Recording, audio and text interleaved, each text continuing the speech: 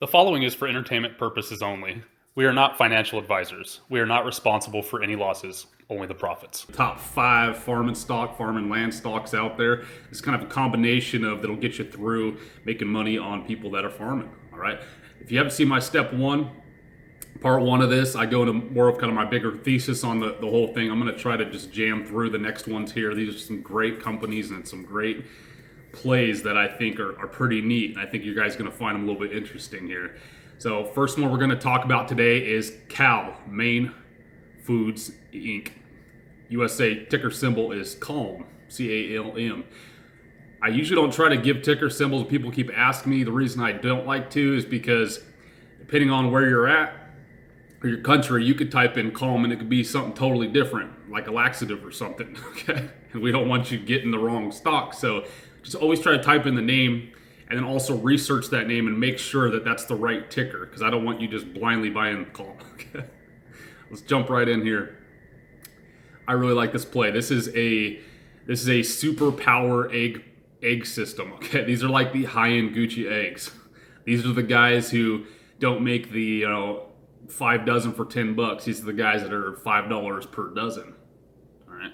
So they're big on like the cage-free, the organic. These are the guys that pretty much do it, and they don't deal with like a lot of the branding, even though they have some. But most of the brands you see at the grocery store that might be cage-free, organic, any of the more expensive ones probably come from these guys. Okay? And they just slap some other person's brand on it. Number 1 egg producer and distributor of shell eggs in the United States of America. 19% of the market share, 22 acquisitions in the past 30 years, 1 billion dozen eggs sold in 2020 alone. 1 billion dozen eggs. 51 million total flock. In 2020 so far, they've had $1.4 billion in sales. Massive, right? Sales by channel, they're doing, a lot of retail, a little bit of egg products, a little bit of food service. They're doing a mostly special, well, not mostly, but 37% specialty, 63% conventional. You can take a look at their sales. This is kind of interesting to me. So back when the global recession happened in 2007, 2008, 2009, eggs went up. Why? Because people start eating at home more. They stop going out to restaurants, and they start eating a little bit cheaper. Eggs are cheap. Even the expensive eggs are still pretty darn cheap. So this was very interesting to me. Over here, you can see the avian influenza outbreak. Y'all remember that in 2015 into 2017? They actually spiked. They were still spiking up halfway through it, but then after that, when it really got mainstream, into the year 2017, halfway through it got real low. Went low, but it's been steadily kind of going up. It did kind of bottom out a tiny bit, but I think it's starting to increase here with what's going on. So long-standing blue chip customers, we got Walmart, Sam's Club. Y'all ever heard of them? Heb, Publix, Food Lion, Aldi, Costco, Kroger, Eggs America, all over the place. Increasing concerns on animal welfare. So they're making their case here why cage-free eggs are poised for the future growth as multiple headwinds forcing the industry to change. So people are getting more and more concerned with animal safety and being treated right, social responsibility, sustainability, changes in state legislation. So this is interesting. 7 states within 23% of the total U.S. population have fully enacted cage-free legislation to begin by 2022 and to 2026. And 2 more states are pending. So they're starting to make it illegal to have chickens not cage-free, which is crazy. Total cage-free retail sales growth expected to accelerate. They're looking for 2.9x of current flock size and $7 billion in investment required for conversion, with grocery stores and restaurants leading the way. They're well poised in the shift to food at home trend, like I was talking about, with the strong retail presence. At-home meals increase. As millennials grow older and start families, growth in dine at home is experienced to increase. The cerveza consumption went up 65% of the food wallet is now being spent on groceries versus 50% split a few months ago. People buying more groceries. With time pressured Consumers increasingly looking for a quick and simple meal solution, eggs are seen as the answer. I eat 2 eggs in the morning and 2 eggs at night every single day. I'm an egg connoisseur.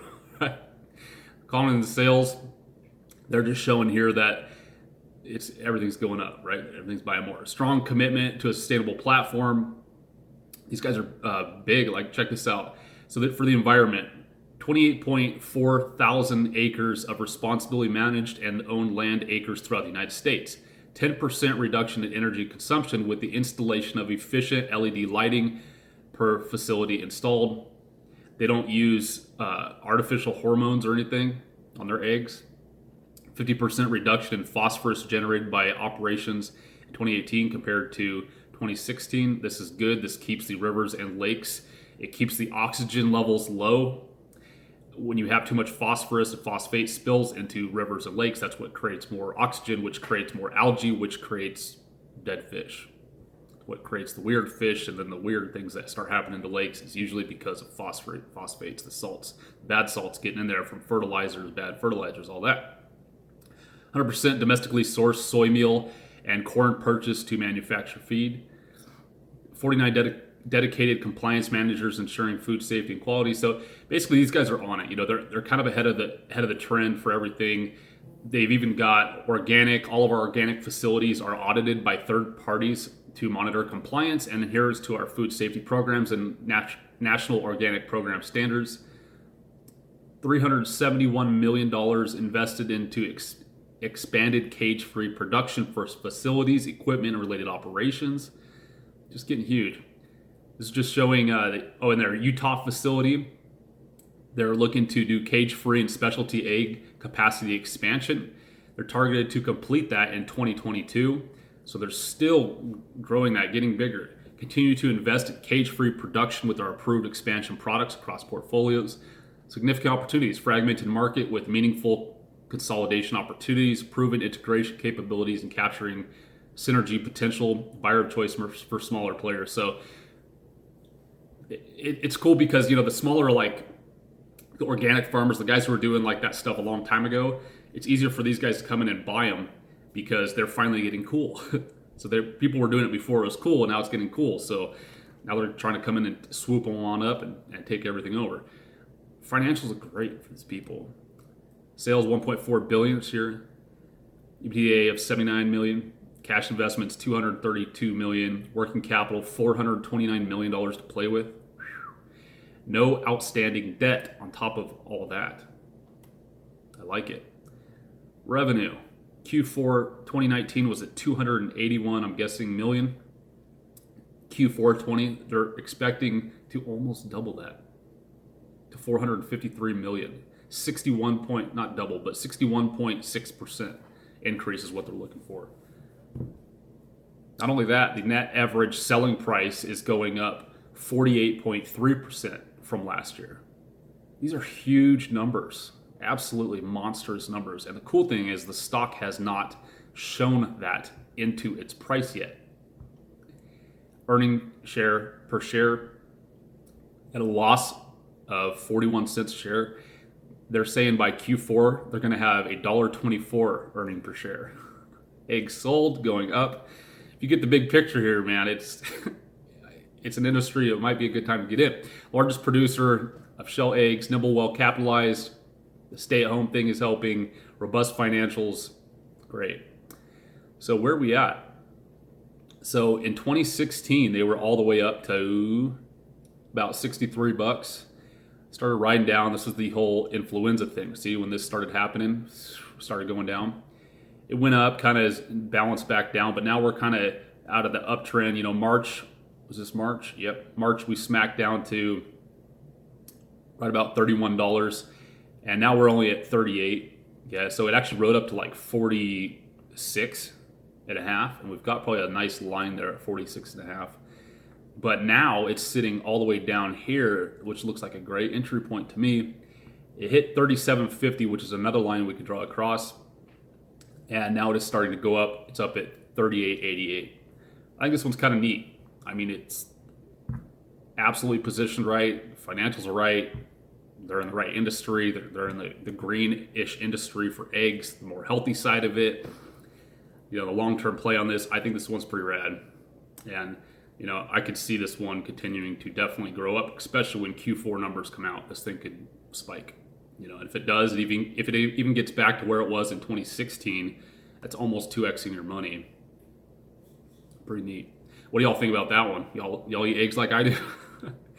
MGP Ingredients, ticker MGPI for United States. This is our next one here. This one is kind of neat. I think y'all are going to like this one.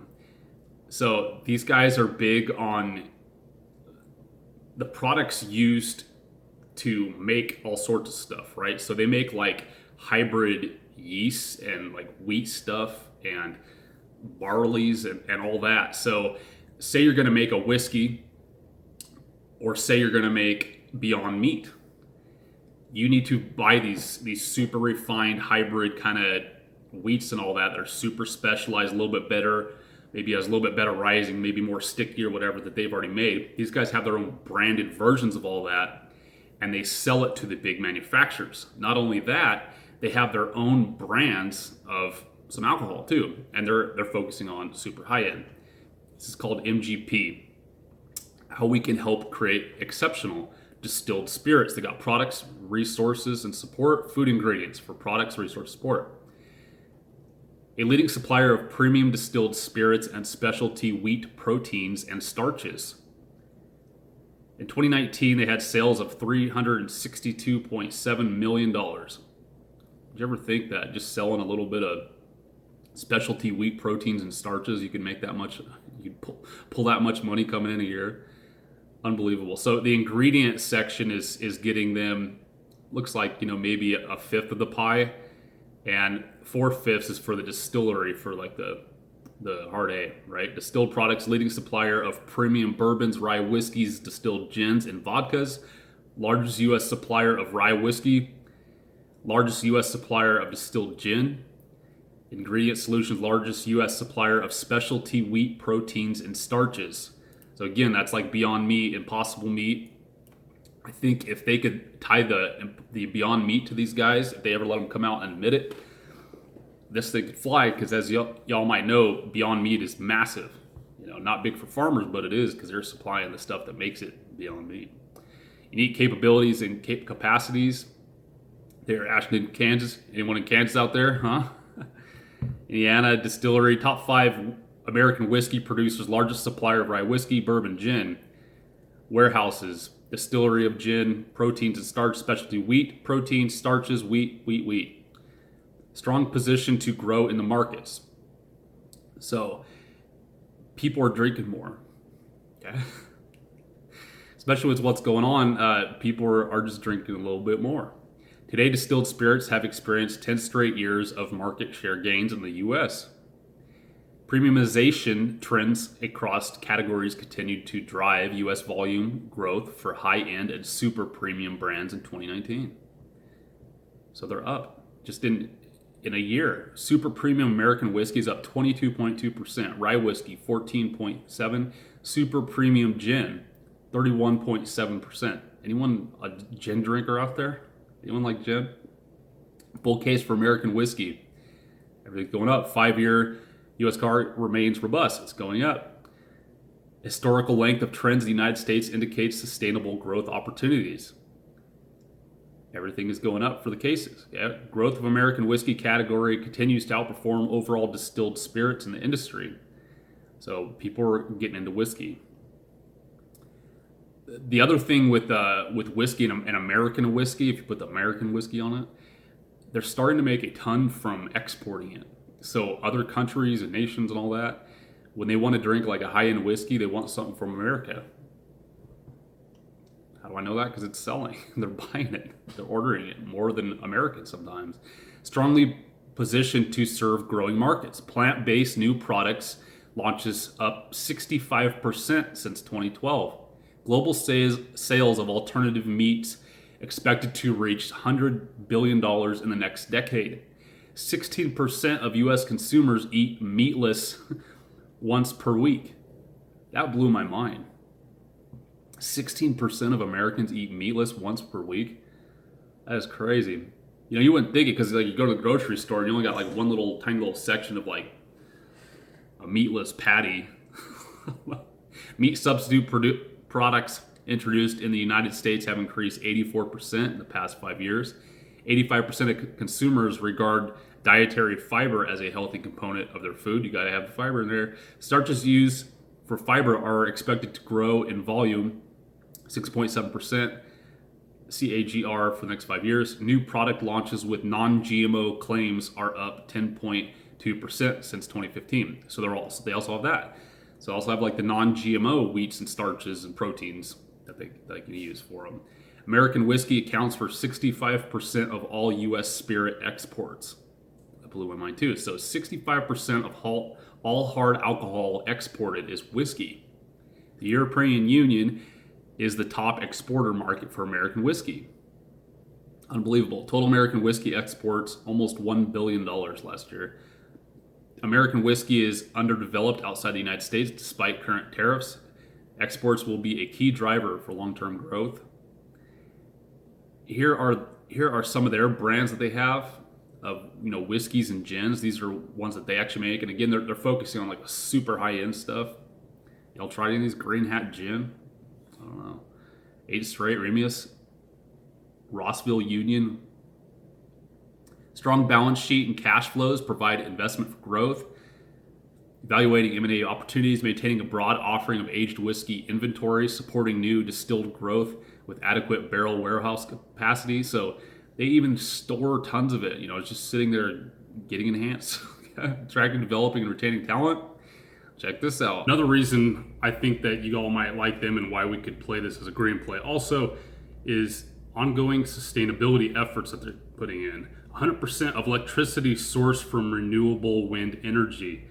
Elimination of single-use plastics and styrofoam. Launching the MGP House of Zero Loss Operational Excellence Initiative. MGP University developing the talent to support growth.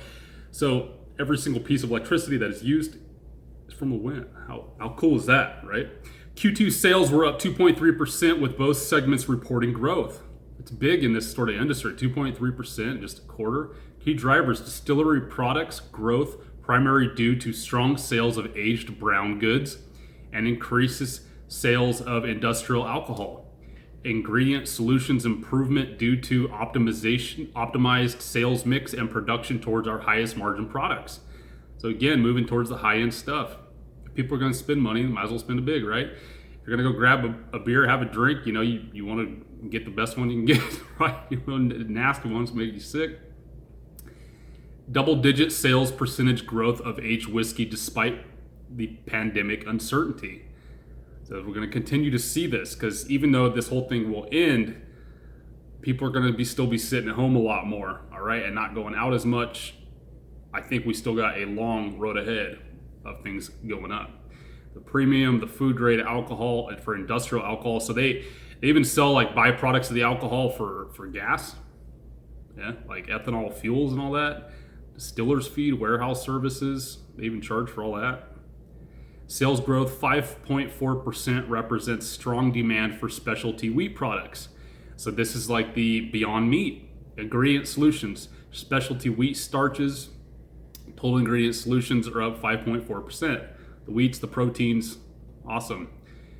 Capital allocation properties, acquisitions may be used to accelerate expansion into brands or other strategic initiatives. So they're still growing. They're still developing brands. They might be buying brands out. Key criteria for potential acquisitions: enhanced position in growing markets, strong financial returns. We've got the working capital expenditures, and return funds to shareholders with the quarterly dividend. These guys pay dividends. It's only 12 cents a share, but you know, it's pretty low stock. So why invest? Proven success from implementing its long-term strategy to maximize growth and expand margins. Well positioned against favorable macro trends with a strong competitive position. Continued sales of aged whiskey to provide sales growth and margin expansion opportunities.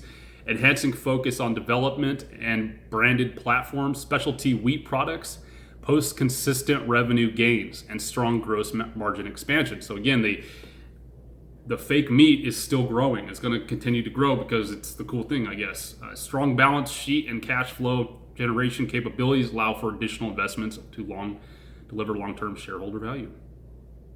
These guys even have a really cool website. You can even go on there and look at all the, say you want to make your own beer or your own whatever product, even bread. You can go here and you go to food ingredient, distilled spirits, and then you can go by trend, clean label, non-GMO, project verified, plant-based proteins, protein enhancements. So they have their own brands of all these. Like they have one called Arise 5000, which reduces fat absorption. It's a wheat protein, which is crazy, right? So it's a wheat protein you can buy. Say you want to make the new Impossible Burger or whatever. You could say our wheat, our proteins that we use, they reduce fat absorption. Can't you see that on top of a package? Because they use the Arise 5000, which is their brand of this, increases dough elasticity, increases moisture retention. Then they've got Arise 6000, improves dough development, improves processing tolerance. So it's cool, man. If you're looking to really get into that space, it's a cool company to buy through, because they're already started. Kind of neat. So how about the stock? What does it look like? It looks like a good time to buy, if you ask me. So back in 2006, it was down to almost where it's at now. 35, 36 bucks. And look where it came to. So in March, it came to like 22.50, and it's only risen up to 37.94 right now. It got up to like 40, over 43, but now it's just chilling at 37, kind of consolidating. But look where this could go. Look where this has been. When was this? A year and a half, 2 years ago, it was all the way up to $100 a share.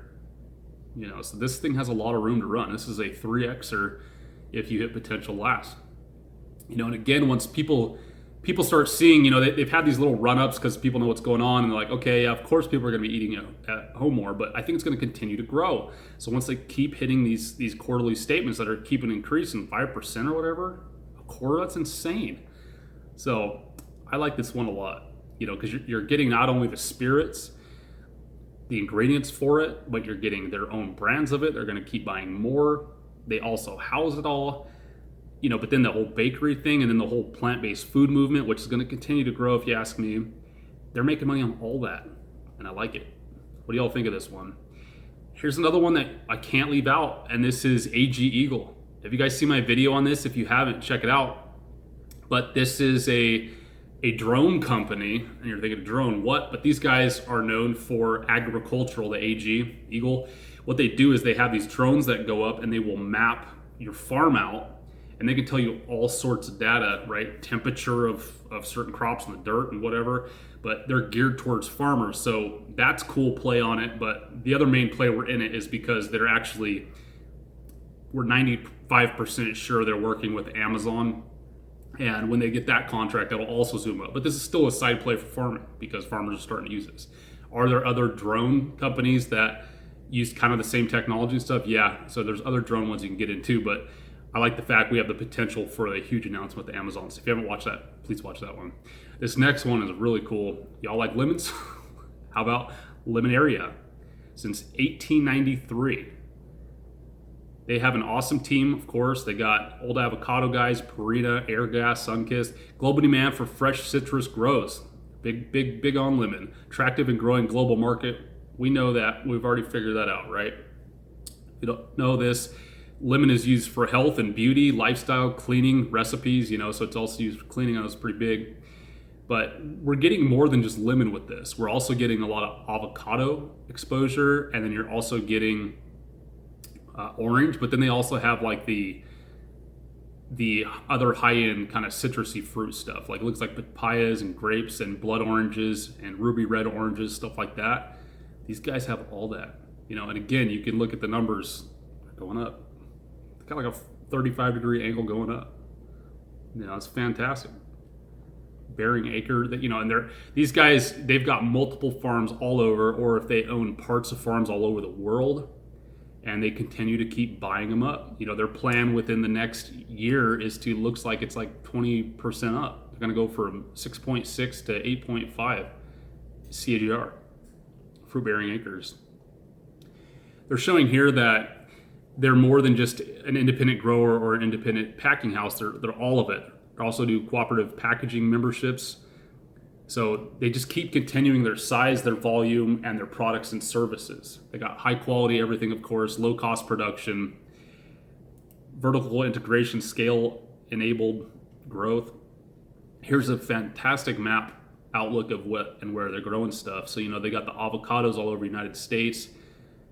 I mean, look at this. Pistachio, they even have pistachio farms, white grapes, mandarins, tangerellos, oranges, avocados, and lemons. But look at that, all over. And then the black dots are the global end market. So this is where they ship to. So they ship all to like Europe, East Coast, Alaska, and all at, looks like Asia. A lot of Asia they ship to too. So this is really neat. And again, some of these, if it's dotted around here, if you want to take a look at this, that just means they've got partners. They don't own totally all of it, but at least they got their hand in it. I like this package, what you get. They've got land and stuff all over California and Arizona.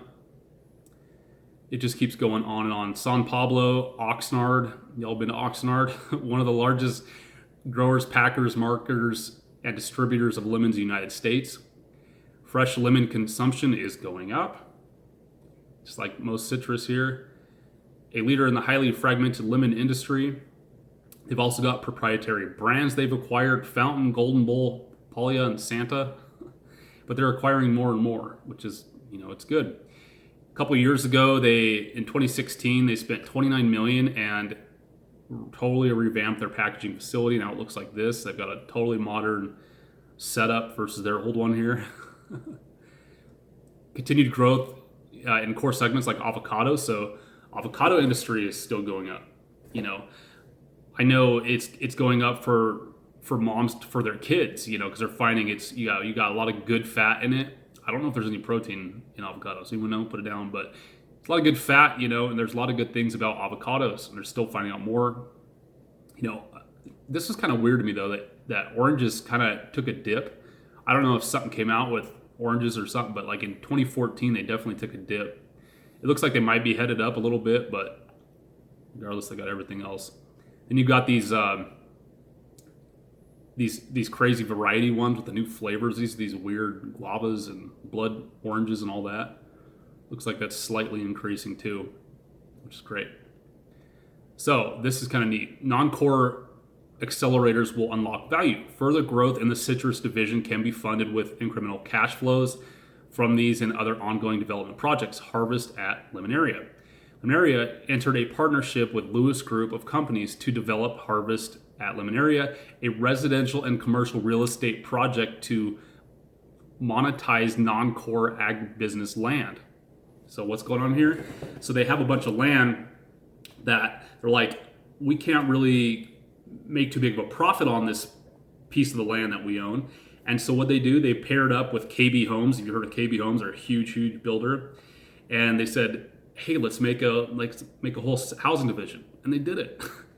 And so I think this is good because it just shows they're willing to keep their eyes open and not just like let something sit there and rot and be like, well, let's just build one just for the heck of it, or just let it sit there and do nothing. Like, let's just turn a housing development into it. So I think that was really smart. This is still growing. I mean, they've sold, I don't know if they've sold much. It says lot sales resulting in equity realization in fiscal year quarter 2019. Closed lot sales, so they are selling some lots, but they got 550 acres.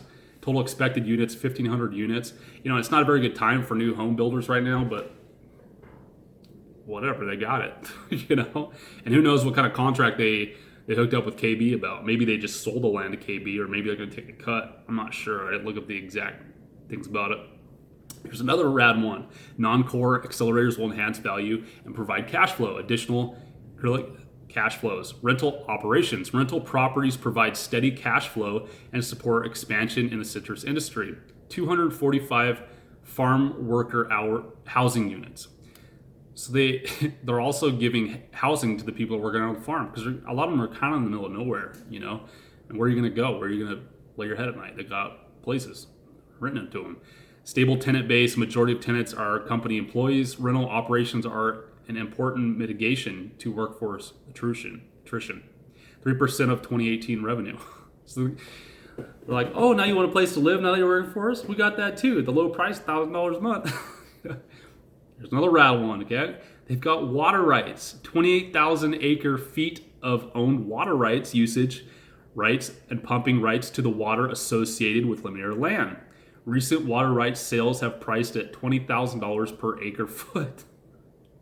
Substantial investments made in water companies to support and exceed farming needs. Established partnership for potential modernization of the Colorado River water rights. Unbelievable. So they can pull from the Colorado. I'm surprised that's possible. This is just showing, over the years that they're acquiring stuff, they're moving forward, they're expanding. I love all this. Expanded U.S. international platform for production, packaging, marketing, distribution of lemons. Acquire and invest in citrus producing properties. Increase ownership and third-party lemon volumes packed at our new highly efficient facilities. Apply success in lemons to other specialty citrus varieties. I think it's always smart. Expand and diversify global plantings and production capabilities. Maintain and grow global partnerships as well as global consumer base. Realize value on non-core accelerators. Revenue, look at that, flying. 2018, they were at 1.24 million. 2019, 1.66. That is crazy, and I like this. Money's going up. I mean, dividends per share are going up. Look at this. In 2017, you're getting paid 22 cents a share. But 2019, you were making 30 cents a share. That's huge. It's up like 30%. And I'm guessing this year it's gonna keep going up. It's pretty amazing. Where's this sitting at? Kind of like the last one, It's kind of like consolidating at a lower channel. And this is over, this is from 1998. It's kind of been riding, and like I said, this is not like a super volatile stock, but this is one you kind of can get in and just be good with, right? And look where it's at. It's only sitting at $15.59. March low was only at $12, so it's only gone up, 20% or something. But look where it can go. It can go to 34 or, $35. So it can 2x for sure. It can 2x, but again, this is just stable, and the pricing of all this stuff is still increasing too, just like we're looking at through all of them. I like this play. What do you guys think? I could see these, within a year or two getting big to where people are starting to realize, dude, we're investing in Beyond. We're investing in, these hyped out drink portfolio companies. But why don't we invest in the guy that's behind all that? And it carries all this other weight because they can push it to all other avenues. I just like it. You guys own any farming or REIT stocks? Put them down in the comments. The ones I missed. Anything else? What do you think? Did you learn anything? Did you know about any of these companies? Any other tickers? Please let me know. If you haven't subscribed, please do it. It helps the channel. Please share this with your friends. That's what we're looking for right now. Trying to create a big community as we can. Y'all have been helping me out. I did that how to chart video. You guys have been helping me out on that. You've been calling me and been like, dude, check out. It looks like it's in this trend. We hit a resistance here or whatever. That's fantastic. If you guys want to know where I'm looking for pricing, where do I see a stock at the end of the year? What's my price target? I'm going to tell you the same thing over and over. Look at the charts, okay? Draw me a line on a chart. That's usually going to answer your question. Draw some lines. We'll figure it out. If you haven't seen that video, how to chart, I made one. Please take a look at that, and you'll have a good rest of the day. You'll take care. Did you know that we give away free silver? Simply leave a comment on the video, and as long as you're in the continental United States, you can be automatically entered to win. Please friend us on Twitter and StockTwits.